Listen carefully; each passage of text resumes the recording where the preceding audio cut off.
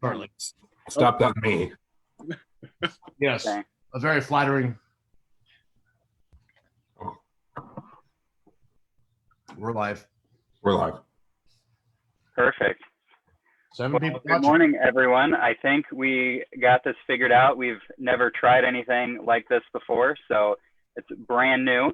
But as many of you know, we have been meeting once a month at Farm Grounds as a community leadership rotating group of folks just to meet with members across the community.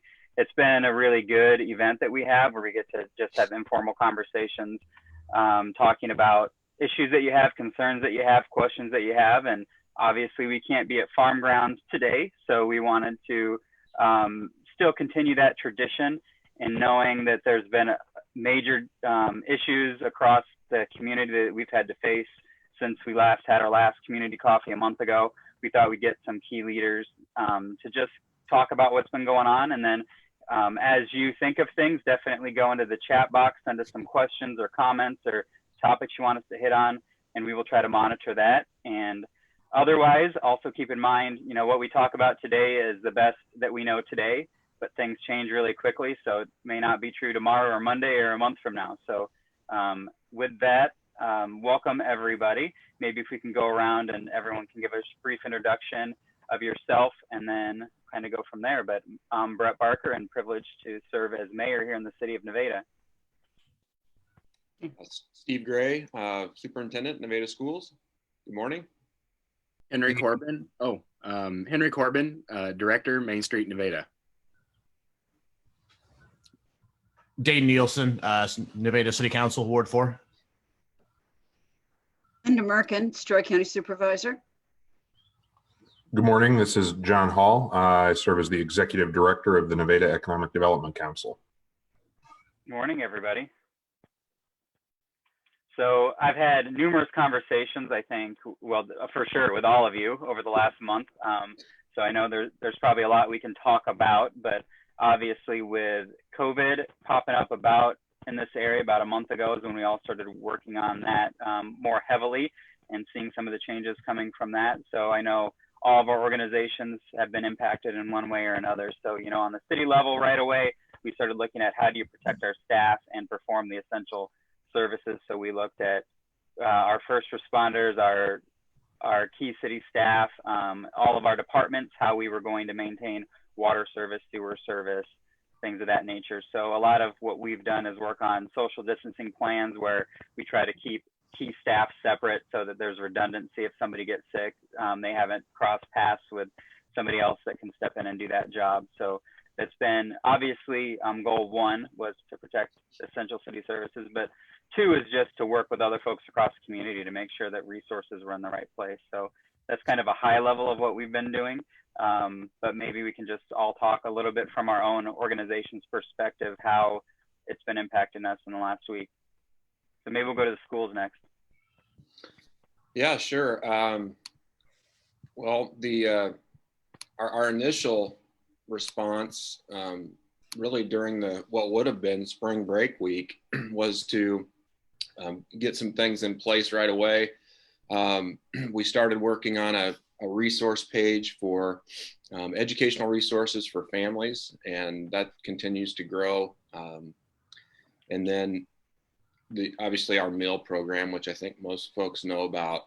We had really about a week and a half to get that off the ground, to get approved at the various levels, to get our summer program running so that we could do curbside grab and go meals. And we've been serving thousands of meals each week, and that's been no small lift. So we really appreciate all the people that have helped us do that. Our food service staff and staff across our district have given their time to help us make that happen. And then along those lines, our food pantry, Cubby's Cupboard, we've seen a huge increase, a huge demand there. And, you know, Elizabeth Gant and Jody Heron that are heading that up for us and do a great job. But we've had a lot of community support, a lot of people helping us to maintain that and get it done, especially with the demand is what it is. So we've got that going. And then our backpack meal program, we've continued that. For those students that were in that program, we continue to provide those backpack meals. And then as a district, we had to declare yesterday as to what our learning structure was going to look like. We had to upload that to the state system and get approved, which we did. And then about 4 o'clock yesterday, our principals all communicated with their parents that we would be continuing with voluntary learning opportunities at Nevada from April 13th through April 30th, which of course the April 30th date is the date in which the current school closure extends to.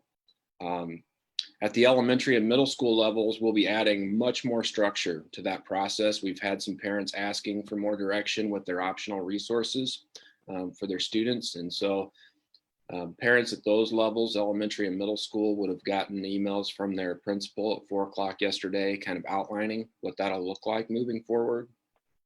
And then we'll continue with our resource side at the high school, but in the event that the governor would extend the closure for the remainder of the year, we're preparing to resume required classes at the high school beginning May 1st.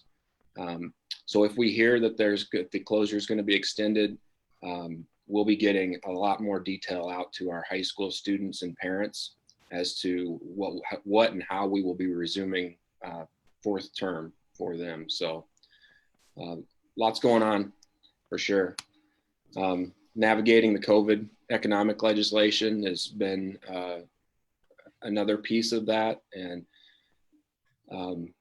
it's kind of drinking through a fire hose, I'm sure, for many of you. And I can attest to that as well. But we're getting there, and we'll come out the other side of this, and we'll come out, I believe we're going to come out with a whole new set of skills and adaptability and maybe better ways to do things. So it's temporary. We'll get through it. Oh, that's a really good update. And I know, right away as this thing started, we knew it was more of a regional type of a coordination, and we were going to have to be on the same page. So Mayor Hala from Ames and I talked quite a bit, and we had a lot of conversations with Supervisor Merkin, knowing, county level, the travel patterns here all go together. So as the county goes, we all go. So Story County Emergency Management has been a huge resource, stepped up right away. So maybe Supervisor Merkin can talk a little bit about from a county perspective. Thank you. Well, as you all know, one of our main buildings for the county is at the southern end of Main Street in Nevada. And I guess I just have to say, since we have so many of our employees working from home right now, what's outside in the city of Nevada on the end of Main Street there and what's on the inside is quite different. I often will, if I go over there for a meeting and I look out one of the stairwells, I see all the construction equipment going. And I understand you're taking advantage of some of the, the business shutdowns right now to keep going with your street work. And I think that's really wise, but it's very quiet in the administration building. Because I said, most everybody is working from home. People stop by occasionally to get work they need and leave pretty quickly because we're trying to maintain social distancing. Our jail population is down. I think the last time I heard it was in the low 30s, and that's when it had been 80 about a month ago. So law enforcement's doing a very good job of citing people when they are nonviolent and when they don't pose a risk to the community, which helps us keep the jail population low. And I think what we've seen in other parts of the country with outbreaks in jails, I think that's the best thing possible because we can isolate people more easily, or keep distances in the jail when we have a lower population. Still getting property tax collections coming in, either in the mail or online, or in the drop box in front of the administration building. It's going a little slower than it normally does, simply because we've got until May 1st before there are penalties assessing. But I think it might be a little higher than, well, we'll see where we are at the end of the month. I think what will be more telling in terms of the economy is what the September collections are going to look like. We have, as I said, in the treasurer's office, we have people working. We have people working in a lot of the offices remotely, if not coming in and doing shifts in their office if they can't work remotely. We currently have a May 1 return to work date for people. We'll, of course, like everybody else, be waiting to see what happens when we hit our peak of cases here in Story County. I think we only have 7 now, which is, of course, good news. but they are growing in some other areas of the state faster. So we'll be seeing where we are on that. We are maintaining public safety functions, maintaining the property tax collections and revenue disbursement, and all other essential services. And I can take any questions later if anybody has any. Sure. I think that's a really good update. And I know I definitely think the calls we've done with Story County Emergency Management have been helpful because it's kept all the cities in the county on the same page with what's going on. So I think that's been good to have that good communication. So I was just pulling up my notes of some of the stuff we as a city had been reporting to those meetings. And, you know, right away, we did close the public access to our facilities, but maintaining the ability to do all the services. So folks were still able to pay their water bills, to interface with city staff either by email, through the phone, through the mail. So still the administration is still operating at City Hall, and then all departments as well. We limited access to the water and wastewater facilities to those department employees only, so that other city staff departments weren't going into those. Library curbside service went really well, and they're still continuing some of that as well.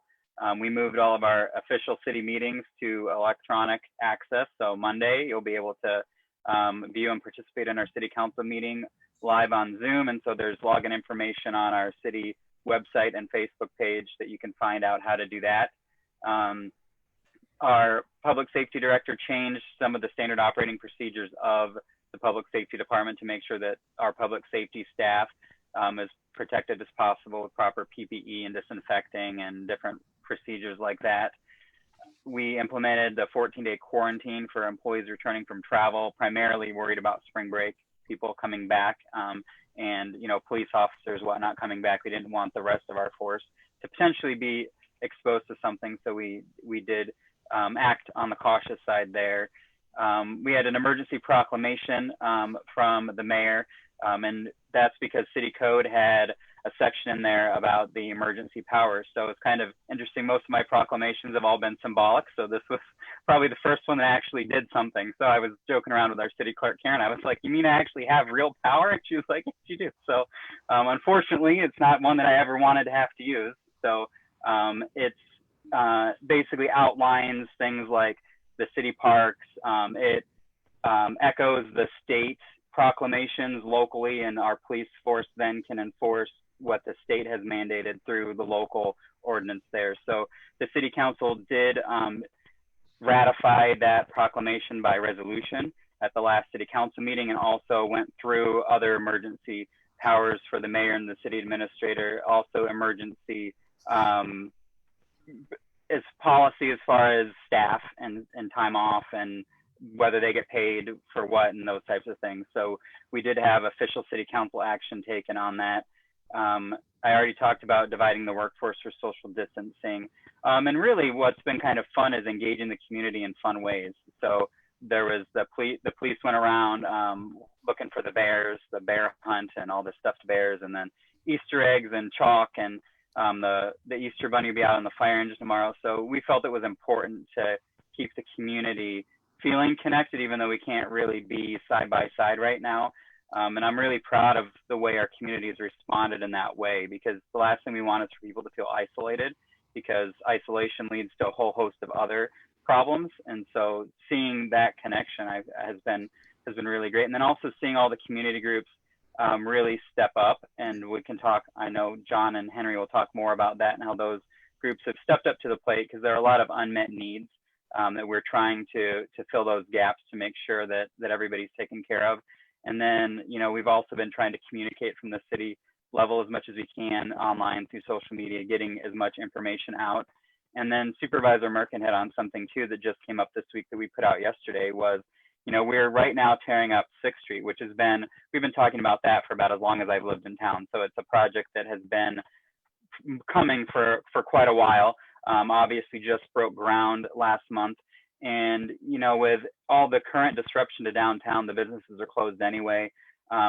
What we talked a lot about, and we talked to Main Street and the business community, is would it make sense right now to change the phasing? Because what we were trying to do is to not hit 6th Street all at once. We were going to hit part of 6th Street, go to an alley, a side street, back to 6th Street, and kind of come around like that so that we minimize the impact downtown. But what we have decided to do now is to take care of as much of 6th Street as possible while it's already shut down, so that when the businesses are ready to reopen, hopefully later this summer, the 6th Street project will be mostly complete, or as much as possible. So not knowing when that new normal will come with businesses being able to operate a little bit more, it's hard to tell whether we'll fully get through it. But we did a little video yesterday with Sean Cole downtown, and if we have good weather and things can move like we think they can, hopefully we'll be at the Lincoln Highway end of 6th Street, working on the final touches of that at the end of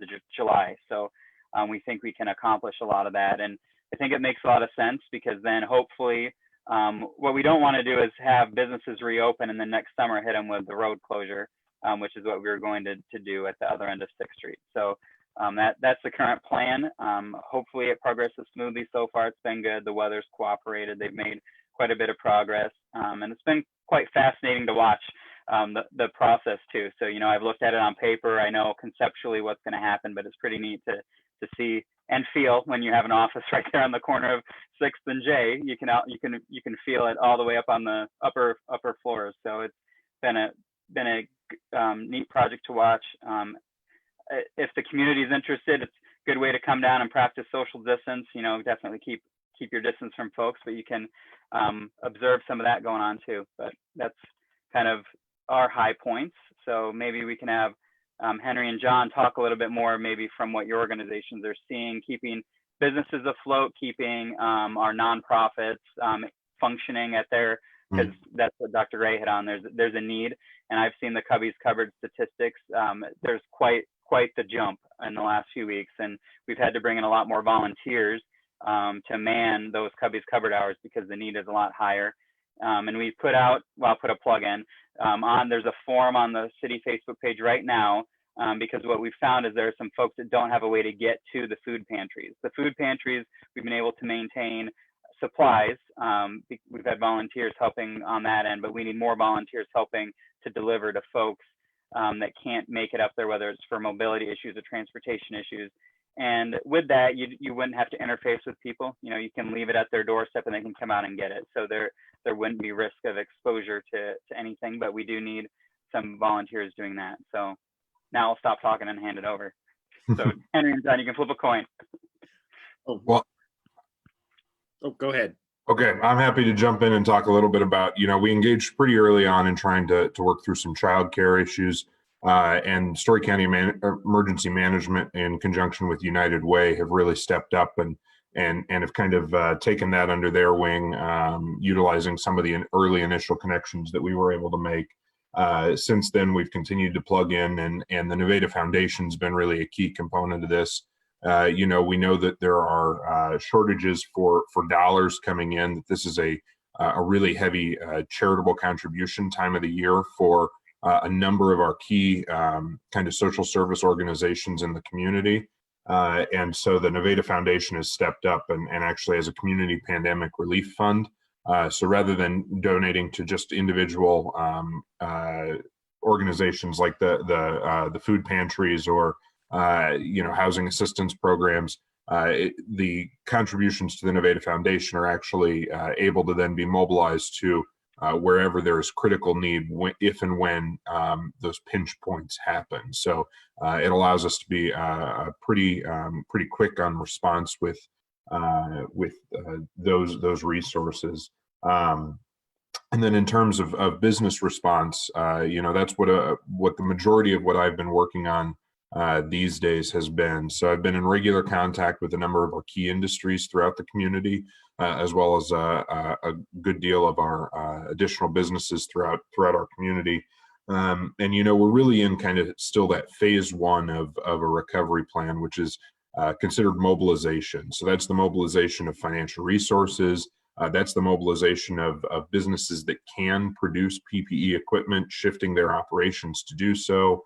And that's the mobilization of the lockdowns and social distancing and those sorts of kind of preventive measures that we've seen. So In our world, we're seeing the end of that mobilization period. You know, we think we've seen what financial resources are going to be available. We're still waiting for those dollars to come in for a lot of our businesses, but we're really past the point of new financial resources at this point. So now we're starting to shift our focus to think about what the economy will be like when it goes to reopen. So early next week, we're intending to launch really a technical assistance program designed to help businesses think through what a reopening might look like. Because we're not going to go from, you know, everything being closed on April 30th to everything being open on May 1 and back to normal with you know, everything like it was pre-COVID.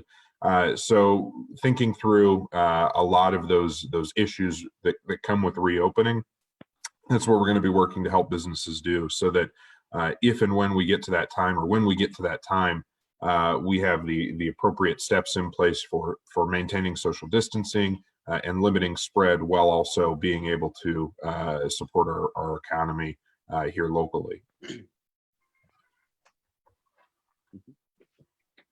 No. And so I'll just echo, I guess, off of a few points there. Right now, Main Street's been working. Communication is one of our most important assets right now. And Main Street's been working to help direct with the volunteer force, finding volunteers to help direct to these various nonprofits and organizations that are so critical during this time. We've also acted as a center point of contact for those who per se are in need of meals or need of meals delivered, helping put them in contact with those who can help them get those meals. We are still looking for volunteers, of course. That's something that you can contact us, call us at the office, Main Street, 515-382-6538. We're looking for individuals who can deliver meals, who can also help out at some of these organizations, Food at First, Cubby's Cupboard, and the other organizations that are working so hard during this time. But you can contact us there, or there's a survey which the city has put out on their page and will be putting out on the Nevada Main Street page. That is a great way to sign up. Let us know what you can do.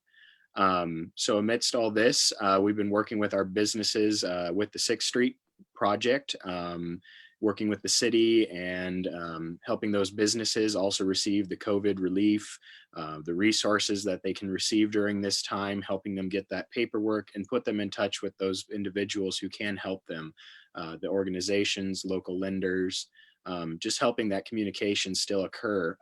Even though we cannot come together in person, helping that communication still happen, still get the information out, and still get people who have those questions connected with those who can give them the answers. Yeah, I think that's some really good points there, Henry. I know right early on, we knew we already had really strong social services in the community already filling a bunch of needs. And so what we knew we needed to do right away was connect those folks together. And so we had meetings pulling those folks, talking about who's doing what, how we were going to try to coordinate. And John hit on that too, not knowing what need was going to be exhausted sooner. That's where that pandemic relief fund came into play. And we've had really, really strong support for that. And that's been encouraging. And there's more coming up that I'll probably let Dane talk about that's going to benefit that.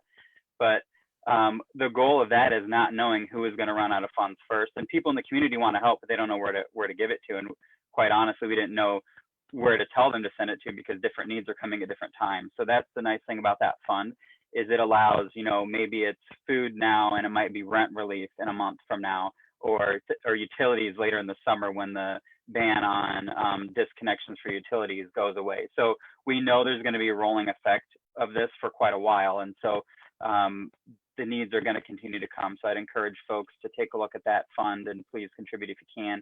You can do it on PayPal. There's the Nevada Foundation page has a link.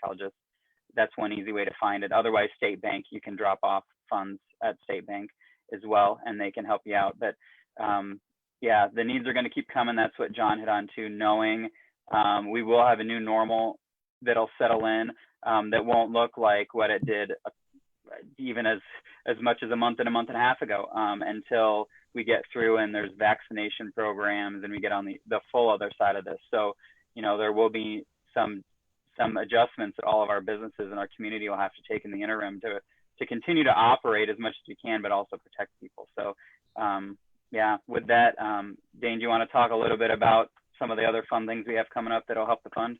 Yeah, for sure. So you'll remember a few months ago, we announced a big Runners United Nevada race series that we're talking about doing for 2020 involving 4 races. And that's still going to go on. But obviously, it's hard to have a big mass gathering of runners when you also have to do social distancing measures and such. And so right now, what Runners United Nevada is doing and teaming up with the Nevada Foundation is a virtual 5K, which Brett and I have both spent a lot of time on.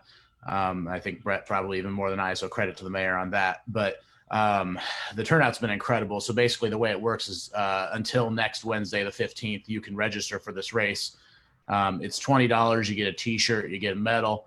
And then basically once you've run your race, I'll be sending out a reporting form where you can report your time. But we've got some great sponsors from the community involved with that have helped pretty much mitigate all the upfront costs. So most of that $20 you're spending is going straight into the pandemic relief fund for the Nevada Foundation. So I think at this point, we've probably got over 100 people signed up already.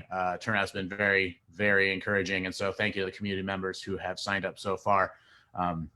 Would definitely encourage you, if you haven't yet, to sign up and do that. You can run it, you can walk it, 3.1 miles.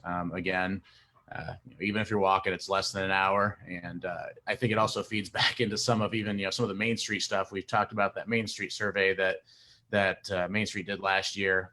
And there was a thirst and a hunger in the community for more, fitness, running type events. And so this fits right into that. And that's one way that I think we're really taking lemons and making lemonade out of a situation and just trying to keep the community spirits up during this time as a way to come together without actually coming together. So. Yeah, and I think it's been pretty great just to watch people on social media already posting their race photos, and it just helps you feel like you're part of something, even though we can't all cross the finish line in the same place at the same time. So I think that's been really fun.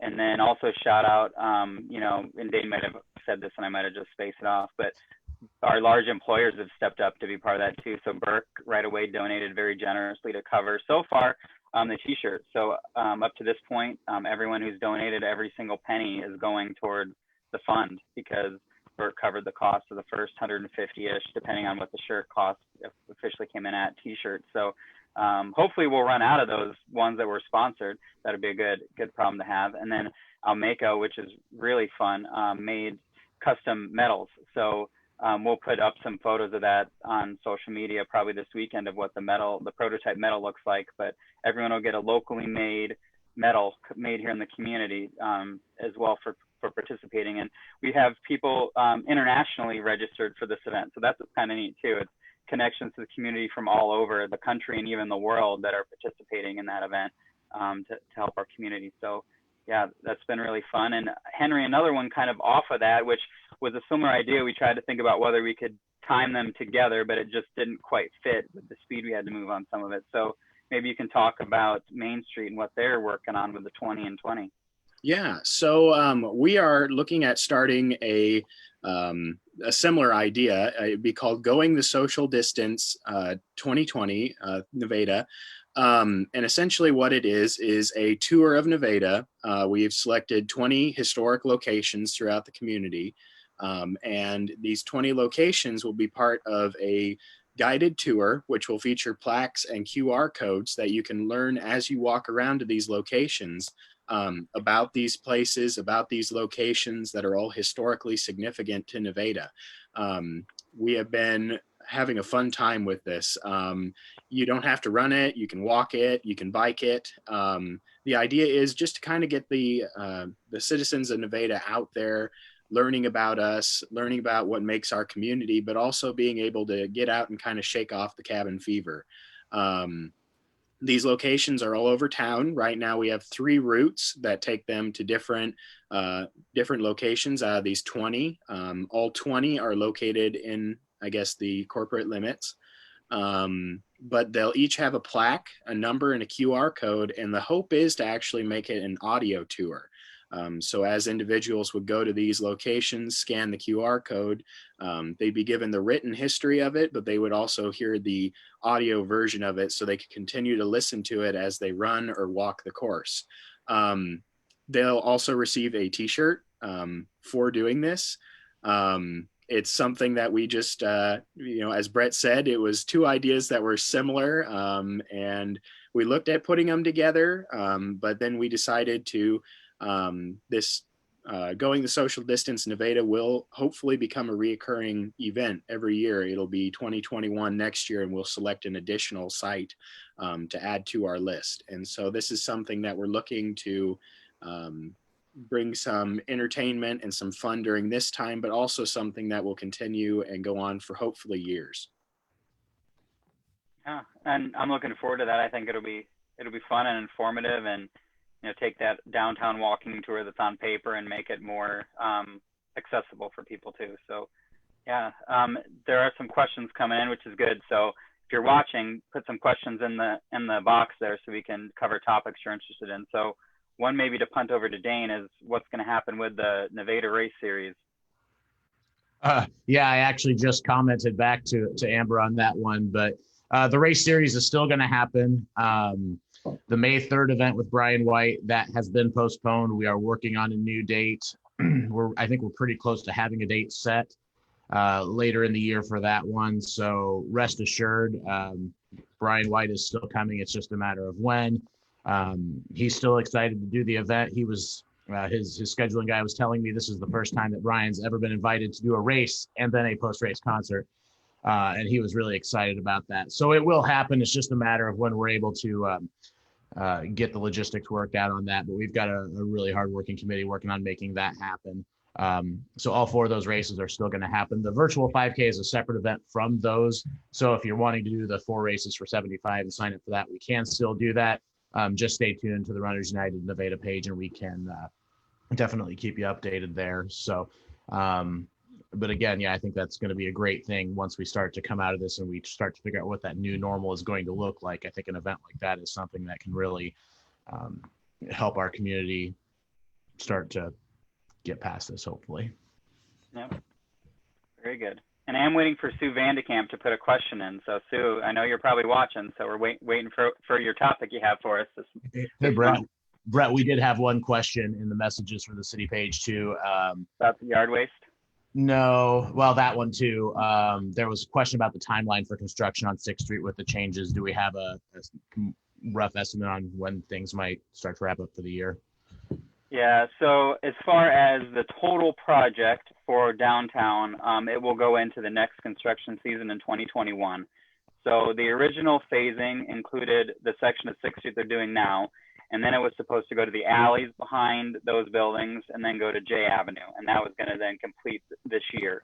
And then next spring, they were going to go down to 6th Street between K and Lincoln and do basically a big T up there, up in front of City Hall, and then do the alleys and K. So it was going to be phased like that. So at this point, it'll still be a 2 construction season project, but our goal is to race down 6th Street as quickly as we can to Lincoln to at least get the parts in front of most of the storefronts complete right now while things are already disrupted. So that's the rough estimate of the timeline.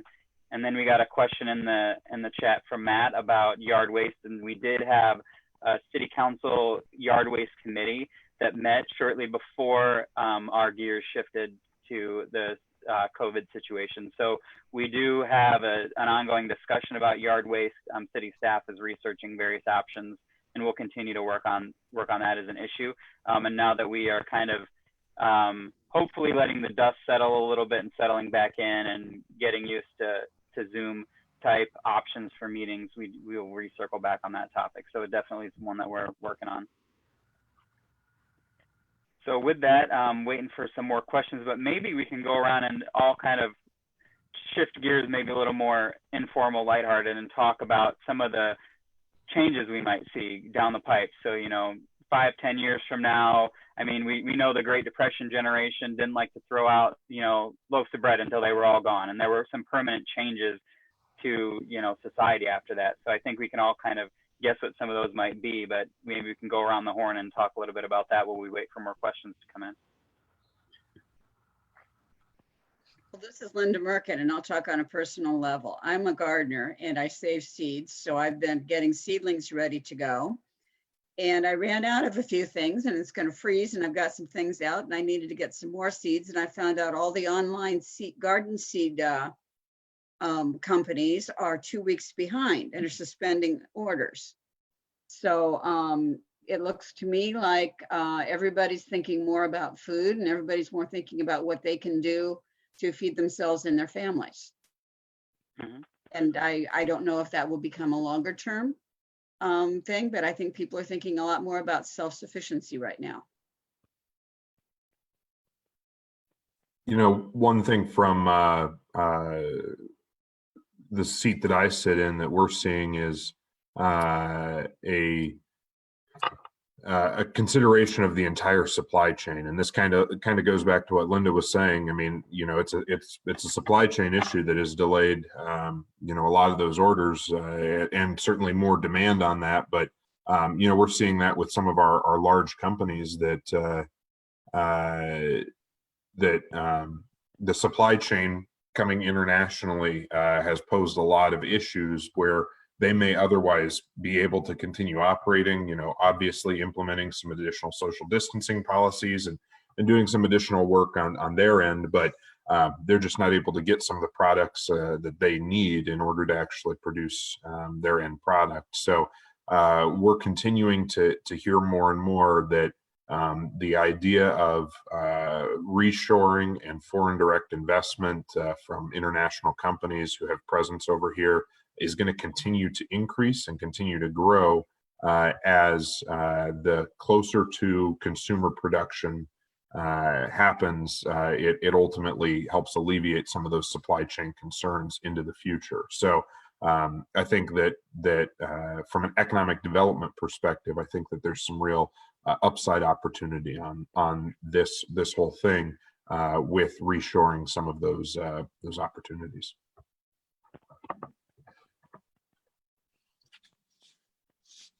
Well, and I can speak, I guess, on a personal note too.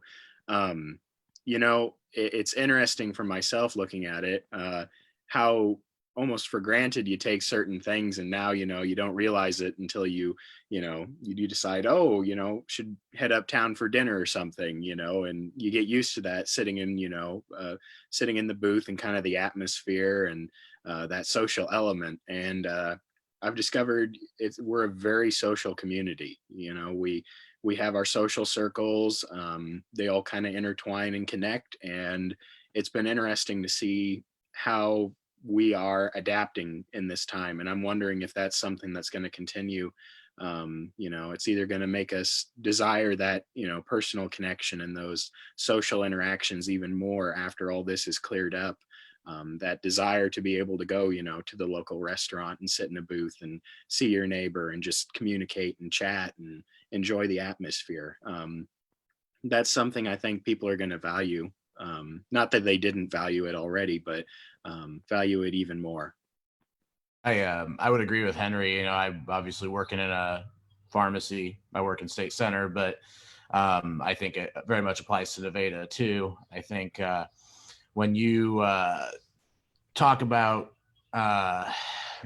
social distancing and not wanting to go into some of these bigger population areas, I think it's an opportunity for some local folks who might normally go do business in bigger towns to stay local, so they're not going out and being as exposed to other people. I think it's an opportunity for people to really go check out their local businesses, and also an opportunity for those businesses to shine and kind of show why we love having them in the community. So that would be my strong encouragement, would be for folks to definitely take this opportunity to limit your exposure and do stay local and check out some of these local places maybe you don't normally go. Yeah, I had two things I've been thinking about just watching some of the changes happening pretty rapidly with companies scrambling to figure out work from home, I think we'll have a huge jump in telecommuting, and I think it'll change the way America works. And one thing that I'm really giddy about that, and I'm going to talk about it right now. So one thing we've been working really hard on at the city is citywide fiber, knowing we hear all the time from folks across the community, they want better, more reliable, faster internet speed. And so we've been working on that, and the timing just lined up. So, now when everyone's working from home, it's really underscoring the need for to future-proof the community with fiber. And we have in front of us, the city council on Monday's meeting is an agreement for citywide fiber, and their plan is to have the deployment complete by the end of the year. So super excited about that as an opportunity. I think it'll really put us in a good place because we're still commutable to the Des Moines metro area, but maybe folks will have more options to work on from home more days, and that'll make our community really attractive, I think, going forward. So that's one change I think we'll see. I also think we'll see an increase in touchless payments. So I think Apple Pay and Google, I mean, they all have different ideas, but I think people are going to stop exchanging things so much at the store and do more touchless. I think that'll be another permanent change as those technologies are there, but I think people are learning how to use them more because it's just one less contact point. So those are my two little predictions. I think you're right, Brett, with the less interchange there. And as Henry was talking about, we're social creatures as human beings, and we miss those spaces. And when we re-enter those spaces, and you talk about maybe Apple Pay and those kinds of things, it makes me wonder if, sometime in the future, a couple of generations will look back and say, do you know that they used to shake hands as a greeting? And that will be a very strange thing, just as, my own children would say, you're telling me the telephone used to be attached to the wall and you had to stand there with a cord by the wall, or, just things of that nature, that we've in our culture have taken for granted, or, it's normalized for us. And I think we'll see a shift in some of those things. Just as some of you have indicated, we'll see a shift in new ways of doing things and opportunities. Some of our old customs, I think, will seem very foreign as we move forward. I can see the disappointment on John's face when you said no handshakes. I think he's been working for his whole life on perfecting that firm handshake he's got. Well, and I think he's going stir crazy without wearing suits every day too. So John and Apollo, I mean, that's just like pajamas to him. Yeah, it's a little more casual working from home, that's for sure. But looking forward to the day that I can get back to the office and get back to a regular routine and in my suit. So, but we'll see. Maybe I won't ever shake another hand again. Yeah. So I'm trying to pull up comments here again because my laptop is not doing very well. So let's see. We went back here. So Henry, the survey for volunteering. Mm-hmm. So Main Street's planning to reach out to the folks that complete that and touch base with them, or what's the process for folks that turn that out? Yeah, so in some situations, we will put those individual volunteers in direct connection with the organization that needs them. In other situations, they will receive an email from us directing them to possibilities, kind of just depending on, I guess, what area of volunteering they're looking at. But no, we're starting to get more and I guess more people submitting the survey, volunteering, which is awesome, and we'll be contacting them, putting them in touch with these organizations. So just check your email. We'll be getting a hold of you shortly, putting you in touch with these organizations, and we really appreciate you volunteering and offering to help.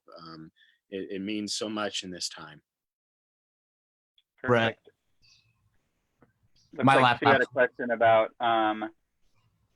the city administrator, so maybe I can talk a little bit about that. So our plan was to have on-site interviews for city administrator candidates later in April. Obviously, bringing folks into town, some from out of state right now, is would be frowned upon for obvious reasons. So we'll be talking about that on Monday, what our strategy is going to be and what that might look like. So we are still in the middle of the search. Unfortunately, looks like we got another curveball we're going to have to deal with on that. But one thing that has been timing wise, I think fortunate, is our current interim city administrator's training is in public safety. And so Public Safety Director Martinez has done an amazing job navigating the city through this and working with city staff and kind of being a steady presence for staff. And so I want to commend him for all the work he's doing. I know he has put in far more hours than he probably planned to, because when he took the interim role, I don't think he planned that he'd have to lead the organization through one of the largest disruptive events in any of our lifetimes. So, but yes, as far as the long-term plan for that role, we'll be talking as a council on Monday, kind of what that timeline might look like, knowing it's going to have to be delayed a little bit. But I don't think there's a desire, to completely stop the process. I think we do want to continue to make progress. So maybe it'll include things like Zoom to kind of get some initial discussions with some candidates. So we'll kind of see, we'll lay out options and see which direction council wants to go on that. Mary Ann Ryan had a comment about being concerned about the elderly in Nevada, but wanting to know different ways to help them, checking in on them, picking up groceries and supplies.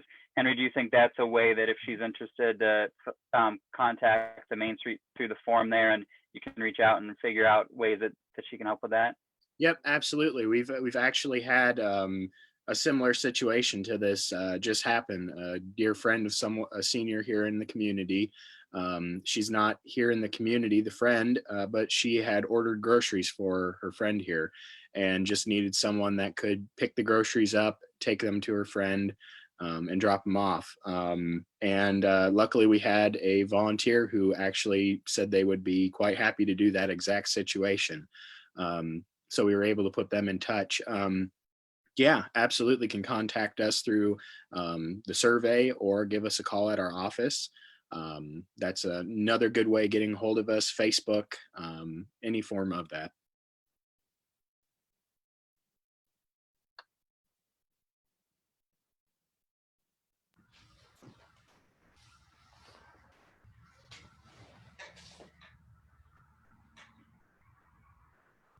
Is Brett with us? I think we lost him. Okay, well, there is a question from Amy. When this is over, can we do community-wide block parties? Each neighborhood can have an old-fashioned block party, potluck style with yard games and kids running around. I mean, I don't want to. Love the idea. Love the idea. I love the idea. I know a guy that plays music, so not to shamelessly self-promote here, but I think that's a great idea. No, I think that's going to be. I think when this is all said and done, we're gonna have an opportunity, I think, to come together as a community and really appreciate all the different things that we're able to do, maybe with a little more appreciation than even what we were doing previously. So I think that's a great idea. Mm-hmm. So I'm back. So speaking of needing more reliable internet providers and options in the community, I'm having some difficulties this morning. So I think I'm back. Hopefully I'll stay back.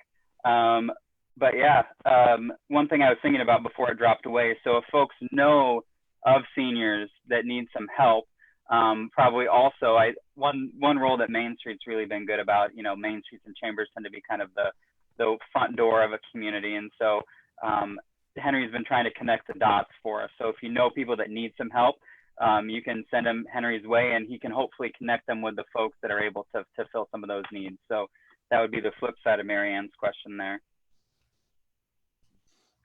So is there anything else, Dane, you saw that we need to talk about? Somebody asked about the old Fairway store, and it looked like Mike had a question about middle schoolers doing required learning, which I'm guessing would be a Dr. Gray question.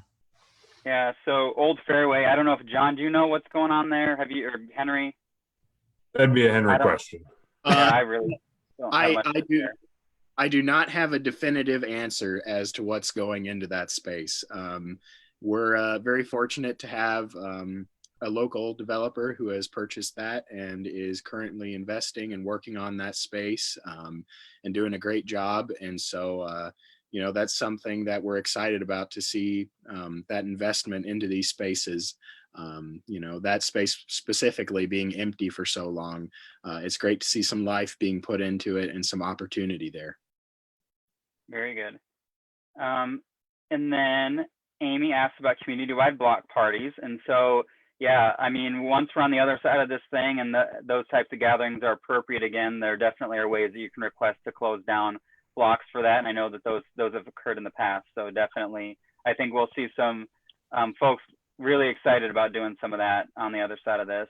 And then there was a question about middle school. So probably Dr. Gray can talk about, it says, I would like a better explanation as to why middle schoolers cannot be doing their required learning. Yeah, that's a great question. There are a lot of equity issues and barriers that we have to overcome to offer required instruction.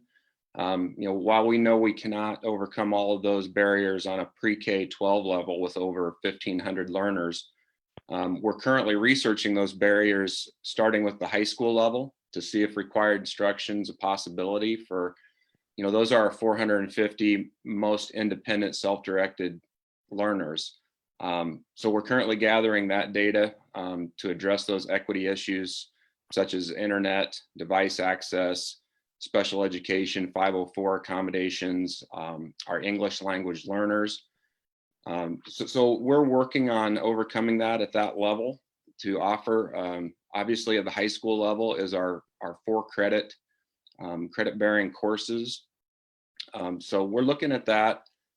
And then as this thing, we'll see what the future holds. We believe that we can overcome those, perhaps enough to get those credit earning courses completed.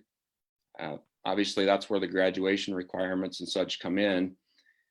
And that would be a 4th quarter at the high school. That's our hope. And then if this thing gets extended beyond that time, then I think, yes, we will need to take what we've bit off with the 450 high school students. If we overcome those barriers, then we can potentially and hopefully duplicate that at the next level and support another 450 students in terms of, again, their device issues. One of the things that we're looking at when we talk about devices, even students who are finding issues with their Chromebooks, and we're coming up with plans to address those issues with our high school students, but we have a supply chain issue right now as well. Most of our parts to repair devices come from China. So the devices that we have, that's pretty much what we've got to deal with. And we have a few loaners, but we have some students without devices. We have some students that need devices fixed. We do have some old iPads as backup and things of that nature, but trying to support those 450 students to begin with, there's a lot to get our arms around for that required learning and the number of requirements with the Department of Education. So we're going to try to tackle that at the high school level. And if this thing gets extended, even into the fall, then we're going to do our best to try to broaden that approach to the entire secondary level, if we can do it. Very good. Yeah, and I think one thing that's been pretty clear to me with my various roles, whether it's my professional role in the pharmacy world or here with the city or in the community, is I think we're all dealing with issues and decisions that we never really had contemplated having to deal with. So one thing, I've tried to, just with any organization right now, I'm trying to give a lot of grace, because whether it's a business, different entities in the community or across the country, is folks are having to wrap their hands around things and develop brand new ways of doing business that we never had to do before. So I'm trying to, whether it's, going into a business, to get served right now, whatnot, trying to give a lot of grace to folks, as I know we're all struggling, and it's stressful too. I mean, people are stressed, they're anxious, keeping that in mind too, as we're interacting with each other when we do get to. One other question that popped in there was about grants and funding for downtown restoration. So I'll just speak from the city perspective and then kick it over to Henry and John, because you guys have been working from your various perspectives on some of those. And I know we do still have some of that moving, so it hasn't all stopped. But one thing we were looking at the city level is we used to have what was called the RIF program, which helped with the downtown building infrastructure of the buildings themselves. So we were looking at is there a way now that we can kind of revamp that program and have some some funds available for local matches for grants and things like that. To be honest with what's going on, you know, it might be more of a priority to have an ability for the business entities themselves to stay afloat. So we're going to take a good look at that, and maybe some of the money that we had hoped to put into the brick and mortar might need to keep the businesses operating, so the brick and mortar then has a viable tenant to then keep it sustainable too. So it's changed a little bit of the thinking of what direction we might be able to go. But maybe I'll kick it over. You know, Henry, I know we still have some grants going in for some projects. You can talk a little bit about, from Main Street's perspective, where you see that organization being able to help with the downtown building infrastructure. Yeah, absolutely. So I guess starting before all of this arised, we were pursuing a couple grants for a couple projects here in the downtown district. We've been awarded a small one, are still pursuing several others.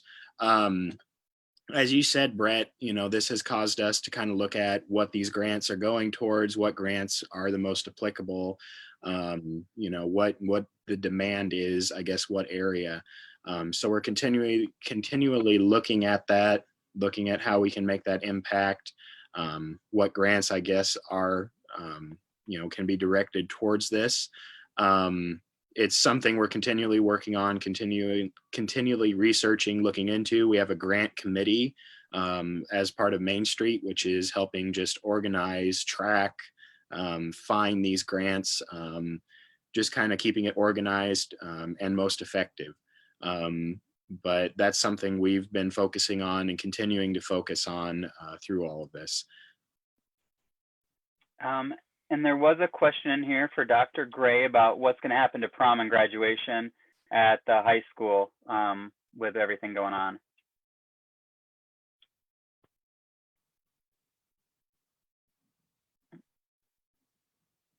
I think you might, are you muted? He needs to unmute. Okay. Sorry about that. I'm used to talking to myself, Brett. So no, I know our seniors were thinking about them and some of those special moments that you can't get back. So we don't have any decisions made on that right now, but I can tell you, I would reassure our seniors and their parents that any cancellation would be an absolute last choice. We want to make this happen, and if we have to push it back, regardless maybe of how far we have to push it back, prom, graduation, some of those special lifetime memories, we're going to do everything in our power to make that happen, even if we need to be creative. So we just don't have anything to announce right now. We're kind of waiting. I do have a meeting next Friday to address some of these topics. We're waiting, you know, going back to the question previously about middle school and required learning and when could that happen. And there's so much state and federal guidance that we're getting right now, and it's changing daily. It's very fluid. There's so many legal implications to every decision. And so we just simply don't have all of the answers on that. And I know there's a number of pieces of guidance that we hope to get this week. And then we hope that those can guide our further decision-making process. And that includes making some decisions on events like this question, you know, prom and graduation. And I think even if we are able to set some dates, we're honestly going to be throwing a dart at it right now, just because there are so many things that are uncertain. So when we do make a decision, an announcement on those types of things, we want to do it with as much information and forethought as possible. But seniors, we're thinking about you, and we're gonna do everything we can to make those special things stay in place for you. Yeah, I think that's one thing for me, just seeing, and it breaks your heart, having gone through some of those special life milestones and knowing how it's impacting folks, you know, weddings that were supposed to happen now. You know, I know a lot of people that were supposed to get married in the middle of this, and I know Dana in particular has a lot of those folks that are affected in the wedding world, but just, you know, the massive change right now, how it's affecting everybody. But guess shifting gears to another question that came in the chat about the 6th Street and the stoplight there. So the question was, will that be there? And the plan is to take that out. And to be honest, the reason is, the current one, the parts they've been having to eBay for a while because they're just not made anymore. And so the plan with those have been at some point, if those current lights before the construction project couldn't be repaired, they were going to come out. Otherwise, they were going to wait till they were torn out because of the construction. To kind of the reasoning behind it is to replace stoplights. It blows my mind, but it was around $300,000. And when the DOT did their traffic study after the traffic patterns east-west moved to the new 30, the traffic east-west on Lincoln Highway no longer is at the capacity that requires stoplights. So cost and benefit, that'll be transitioning to a 4-way stop when this is done. So haven't seen other new questions. So if you still have some, you can still throw some in there. There was one. Yeah. There was a message to the city page. Would like to sign up for Cubby's Cupboard. Would need 2 girls to join since they can't be home. Our kids welcome. Yeah. So that's one. I can just speak kind of at a high level, and Dr. Gray probably can echo too. I know one thing with Cubby's in particular, we try to do just because of the privacy concerns. We generally don't have school-age children volunteering there during open hours. They come in and help stock shelves. Now, right now, I mean, there's social distancing concerns now, so I don't want to speak for the organizers. But they're doing more curbside now, so there might be a way to protect the privacy and still allow you to volunteer. So I don't know if Dr. Gray has a more concrete answer. Otherwise, we can always get you in touch with Elizabeth and Jody at Cubby's, and they can see if there's a good solution. No, I think you covered it, Brett, and I exactly how you finished there. I think without knowing the specifics, I would encourage folks that maybe have this question to maybe send an email to Elizabeth Gent or Jody Heron, and they can find those email addresses on our school page, on our website, in our directory. And if you can't find those, you can go to the Main Street survey that's on the city page. That's an interest in volunteering, so you can fill that out. There's some unknowns. Folks were asking, what time do you need people to deliver? And to be honest, I can't tell you. But if you're interested, fill that out, and we'll get you connected. I'm sure delivery wise, it's probably pretty flexible. I think we can find times that you're available that you can help generally. So yeah, it's definitely not set in stone as far as that goes. And then other than Cubby's, there's also the community cupboard. So that wouldn't have as many of the same school-age children privacy concerns at the community cupboard, and they very possibly could use some volunteers right now. So that's another entity that we're working with. There's Food at First. They always need volunteers and help and funding, and the Good Samaritan Fund, they help primarily. What they'll probably have needs of is funding. They rely on a lot of offerings specific to their fund that happened during the Lent season. Obviously, folks haven't been able to physically attend their church services during the Lent season. And their needs we're expecting to go up quite heavily. When you're looking at nationally, numbers of rent non-payment in the month of April for April 1st is really staggering. So I have a feeling the need for some of their services are going to be really high. So yeah, again, I know we've talked about it a couple times this morning, but there's a need for both monetary help through the Foundation's Pandemic Relief Fund, which John very smartly put a link here in the chat that you can find the foundation page and see how you can donate to that. And then with the volunteering. So what we'll probably also do is put the link for the volunteer form that we keep referencing actually in this chat box too. So you can click on it right out of the chat. So we'll do both of those things. So I don't know, did we about exhaust our topics, or maybe we can go around and talk about kind of what we're looking forward to this weekend and kind of close it out. Does that sound good? Yeah, I am looking forward to having JC's come over to my house and put some eggs out for my kids, I only have one kid, for my kid to find. Sorry, honey. I was like, we have news. No, there's no news. Good grief. Yeah, no. So, JC's doing their Easter eggs and also the parade. And I'm also looking forward to no snow.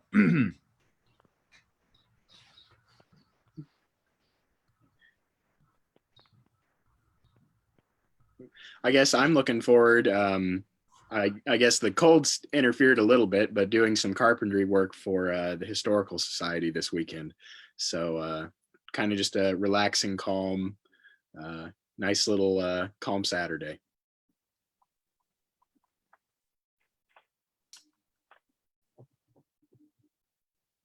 Well, Brett, for me, this was the highlight of my weekend. This is what I've been looking forward to. So, Yeah, I'm really thankful that all the technology works. So what I've said, one thing that was going to come out of this pandemic is my technology skills kind of got stuck in about 2006 when I was in college, and have had to progress quite significantly in the last couple of weeks. So I'm glad I figured out how to make all this work and connect to Facebook so folks can join us this morning. So I've seen some comments in there. It looks like there's some good response. We've had quite a few people viewing the entire time. So I'm sure even when we return to normal, I think we'll probably continue to do some things like this because it's a good way to let folks be involved. So yeah, I guess as far as for me, since I'm already talking stuff I'm looking forward to, I'll probably, weather pending, we'll see. I kind of get a chicken when it gets too cold and gross outside, but might go practice for that virtual 5K and get ready to complete that. So got to make sure I'm competitive with Dane's time, so I'll get out there and get practicing. And then just spending time with family. I mean, Easter in our household, that's when we host. We generally have a full house with both sides of the family coming into town here to celebrate Easter with us. And it's a really big deal in our household, and it's different. I mean, Good Friday last night, streamed it online, which it's good still to have some of that, but you still miss that in-person connection. So looking forward to having a little smaller bit of Easter celebrating with my immediate family, but yeah, we'll make the most of it. We had some good friends last night. They thought they were being sneaky, but they threw out some eggs really fast, and I caught them, but the kids didn't see them. So the kids got to go out there and find some eggs and do that. So it's just neat to see, our kids are exchanging handwritten notes. So just some of that, bringing back a little bit of the old school, but they're writing handwritten notes, and we're driving them around to deliver notes to their friends. And so little things like that. So I think that's what I'm looking forward to, is enjoying the little things. I've still been busy, so I haven't been bored, because obviously with COVID, there's plenty of stuff to do, but being able to not travel as much and be here, and it's been good. There's some positives too. So trying to, like Dane said, we're making lemonade out of lemons and trying to find ways to continue moving forward and continuing to progress in this time. I'd say I'm looking forward to not staring at this screen for a few hours this weekend, after having done that all week, right? All of you, all day, every day, Zoom meetings piling up. So looking forward to not staring at the screen. And I kind of echo what Brett said. I'm looking forward to Easter Sunday, even though it's going to look a little different, but church will be virtual, and looking forward to time with my wife and kids. Hopefully we can get outside a little bit. Well, I'm still looking forward to spring. It's coming, even though this weekend's going to be chillier. So I've got seedlings that need to go into bigger pots, and looking forward to sharing garden produce with friends this summer. So working on that. So I guess with that, I want to thank everybody for joining us this morning. I mean, the response on the online has been really positive. I think folks enjoy hearing. I'm sure there are lots of questions. Hopefully we answered as many as we could this morning of what's going on in the community. But not only that, I want to thank everybody that's on this call here with me this morning talking, and all the work everybody's put in. I mean, I know you've all put in countless hours trying to fill needs. And I mean, we called on everybody maybe to do things that weren't even in their normal role. So Henry and John in particular stepped up right away to help out where there was a need, and their organizations kind of shifted gears a little bit from the directions they were going, because there was a need to fill. And Linda at the county and the great partnership there, and Keith, I'll give a shout out to Keith and Melissa there at Emergency Management. We are very blessed in this county to have incredible emergency management staff, and they grabbed the bull by the horn. And we've been going to emergency management meetings ever since I was elected as mayor. And you go there in the emergency operations center, and they have all these different stations and different policies for different stations, and we review them and approve them, and hoping never to have to use it. And unfortunately, we had to activate the Emergency Operations Center, and now seeing them activated and find volunteers to fill those roles for those policies they had written, and seeing it in action, it shows the value of preparation. And we're blessed here in Story County to be prepared. And even at the city level, so back during H1N1 back in 2009, one of our police sergeants bought N95 masks. And what's funny is, I think the story I've been told is, he thought he was ordering something like 30 masks and bought 30 boxes of masks. So the city had some masks, and was able to help other of the law enforcement agencies in the county that needed some more masks right away for first responders. So just having folks that in the past had been thinking about being prepared, that now it's come to pass, it shows all of us need to continue to think that way. What do we need to be prepared for? And an event like this hasn't happened in 100+ years on this scale. So it's good that at least here with the local level, I feel like we were pretty prepared, and Keith has been doing a fantastic job keeping us all connected and knowing what's going on, and helping to connect the dots. So everybody's stepped up in different ways. United Way's been working a lot with childcare. I know that's one of the things John spent a lot of time trying to navigate, making sure that our folks that work at the hospital, that run ambulances, that our police, fire, they don't have the childcare, because of school being off doesn't affect their ability to get to work. So we've been working on some of those things that are important topics. So just before we sign off, I'm just going to make sure there's nothing on the chat there that we need to cover, but it doesn't look like it. So does anybody have any parting words? Okay, it doesn't look like it. Happy Easter. Take care. Yep, happy Easter, everybody. Stay safe and stay healthy. Thank you, Mayor. Thank you. Thank you. Thank you.